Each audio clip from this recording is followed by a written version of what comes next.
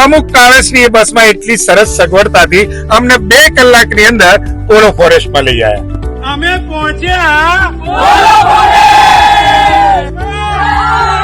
પણ અમને તો 1 કિલોમીટર ચલાવી અને પછી છે ને સાહેબ ટ્રેકિંગ કરાયું.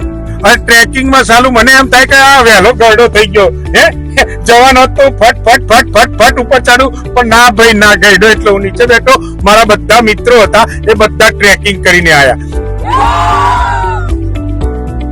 ટ્રેકિંગ કરીને જેવા આયા ને એટલે તરત જ પાછા અમને બસમાં બેસાડી લઈ ગયા પાછા સરસ મજાના રિસોર્ટમાં જમવા.